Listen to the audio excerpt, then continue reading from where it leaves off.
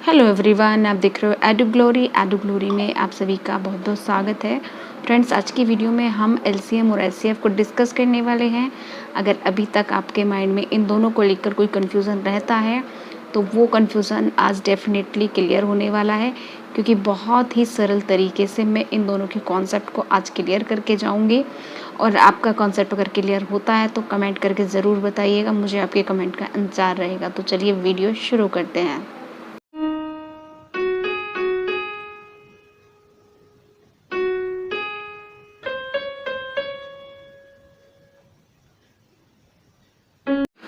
Friends, अक्सर देखा जाता है कि एलसीएम और एचसीएफ को लेकर के दिमाग में कन्फ्यूज़न रहता है कि किसको किस तरीके से निकालना है। एक्चुअल में दोनों के जो मेथड होते हैं वो कंफ्यूज हो जाते हैं हम लोग कि किसको किस तरीके से निकालना है।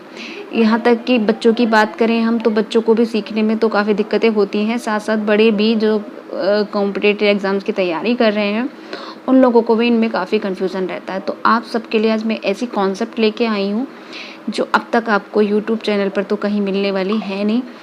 इससे पहले मुझे नहीं लगता कि ये कॉन्सेप्ट आपको किसी ने बताई होगी। और अगर आपको कॉन्सेप्ट आज की क्लियर होती है तो कमेंट करके ज़रूर बता के जाइएगा कि मेरा बताने का तरीका आपको कैसा लगा और आपका कॉन्सेप्ट क्लियर हुआ या नहीं हुआ। तो विदाउट वेस्टिंग टाइम चलिए शुरू करते हैं। तो फ्रेंड्स, एलसीएम और एचसीएफ को समझने से पहले हमें जो कॉन्सेप्ट क्लियर करने हैं वो हैं हमारे अपवर्तीय गुणज या जिनको मल्टीपल्स बोलते हैं वो, और दूसरा है अपवर्तक या विभाजक जिनको बोलते हैं रिफ्रैक्टिव। तो ये दो चीज़ें जो हैं मेन रोल प्ले करती हैं एलसीएम और एचसीएफ को समझने में। तो अगर आपका इन दोनों में पकड़ बन गई है तो आप यकीन मानिए एलसीएम और एचसीएफ में कभी भी कंफ्यूज नहीं होंगे। लैसे पे उनमें से पे हमेशा एक्यूरेट तरीके से कर पाएंगे। तो पहले देख लेते हैं कि अपवर्त्य या मल्टीपल्स क्या होते हैं। जैसे हमें 8 के यहाँ पे मैंने मल्टीपल्स लिखे हुए हैं। 8 का 16, 24, 32, 12 का 12, 24, 36, 48। एक तरीके से ये टेबल्स जो हम लर्न करते हैं, जो भी बच्चे लर्न करते हैं वो उनके मल्टीपल्स होते हैं। यानी उनको जो नेचुरल नंबर से हम मल्टीप्लाई करते जाते हैं क्रमागत तरीके से, तो हमें उनका टेबल यानी मल्टीपल्स प्राप्त होते रहते हैं। तो इसका कन्फ्यूज़न ज़रूर क्लियर कर लें कि ये अपवर्त्य कहलाते हैं जो उनके मल्टीपल्स होते हैं। दूसरी चीज़ होती है अपवर्तक यानी विभाजक। एक तरीका से इनको फैक्टर्स बोल सकते हैं। ये इसके फैक्टर्स होते हैं। जैसे 8 के फैक्टर्स हैं 1, 2, 4 और 8, और 12 के फैक्टर्स हैं 1, 2, 3, 4, 6 और 12। तो अगर इन दोनों का कन्फ्यूज़न बच्चों के माइंड से क्लियर हो गया, या किसी भी जिसको भी एलसीएम और एचसीएफ में कन्फ्यूज़न है, इन दोनों का कॉन्सेप्ट आप क्लियर कर लीजिएगा कि अपवर्तक फैक्टर्स होते हैं और अपवर्तक यानी गुणज मल्टीपल्स होते हैं। तो इन दोनों को ही बेस बना करके आज हम एलसीएफ और एचसीएफ को क्लियर करेंगे। तो चलिए देखते हैं। सबसे पहले हम बात करेंगे लघुत्तम समापवर्तक या लेसेपे या एलसीएम की, जिसका मीनिंग होता है लोवेस्ट कॉमन मल्टीपल। तो फ्रेंड्स, हम इसको किन पॉइंट्स में सॉल्व करें अब पहले ये देख लेते हैं। तो पहले दी गई संख्याओं के हम मल्टीपल्स लिखते हैं, यानी अपवर्त्य हम उनके निकालते हैं। इस अपवर्त्य निकालने के बाद हम उनके समान अपवर्त्य निकाल लेते हैं, यानी जो कॉमन अपवर्त्य होते हैं, कॉमन मल्टीपल होते हैं, हम उनको छांट के एक साथ लिख लेते हैं। इसके बाद सबसे छोटा समान अपवर्त्य यानी जो कॉमन मल्टीपल होगा उसमें सबसे छोटा वाला कॉमन मल्टीपल हम छांट लेंगे, और सबसे छोटा जो मल्टीपल होता है वही उसका एलसीएम होता है। इसके बाद आइए इसको हम एक एग्जाम्पल के द्वारा देख लेते हैं। एग्जाम्पल हम यहाँ पे 8 और 12 का ही लेंगे, जिससे कि आप लोगों को कोई कंफ्यूजन ना रहे नंबर चेंज करने से। तो पहले हम 8 के मल्टीपल्स लिख लेते हैं, यानी अपवर्त्य लिख लेते हैं 8, 16, 24, 32, 40, 48, और 12 के अपवर्त्य लिख लेते हैं 12, 24, 36, 48। अब इनमें से हमें कॉमन मल्टीपल्स यानी जो समान मल्टीपल्स हैं अपवर्त्य हैं वो देख लेते हैं। तो 24 सेम है और 48 सेम है, तो हमने ये दोनों छाट के यहाँ पे लिख लिए हैं। और इन दोनों में 8 और 12 का जो लोवेस्ट कॉमन मल्टीपल होगा वो 24 होगा। लोवेस्ट यानी जो कम वाला होगा वही उसका क्या कहलाता है, एलसीएम कहलाता है।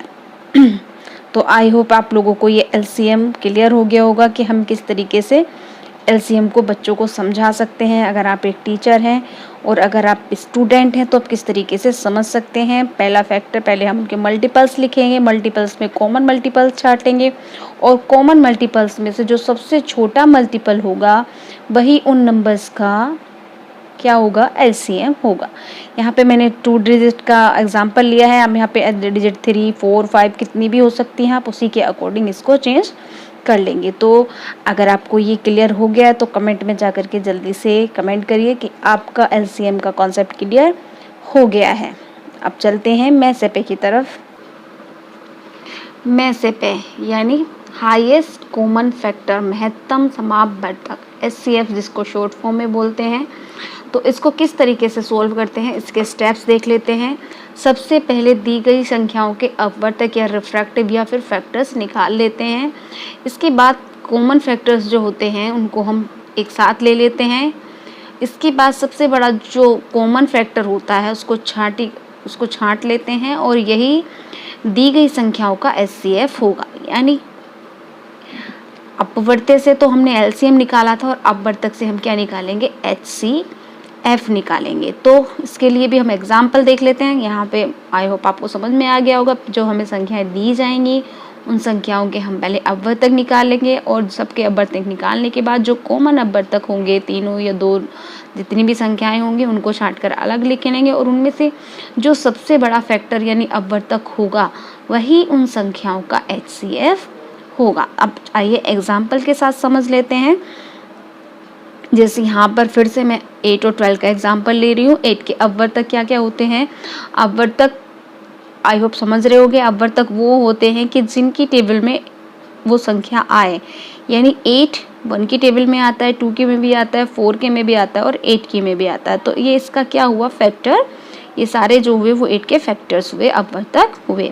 इसी तरीके से ये 12 के फैक्टर्स हुए। तो इनमें से हम क्या करेंगे, समान या साव कॉमन अपवर्तक हम छाटेंगे।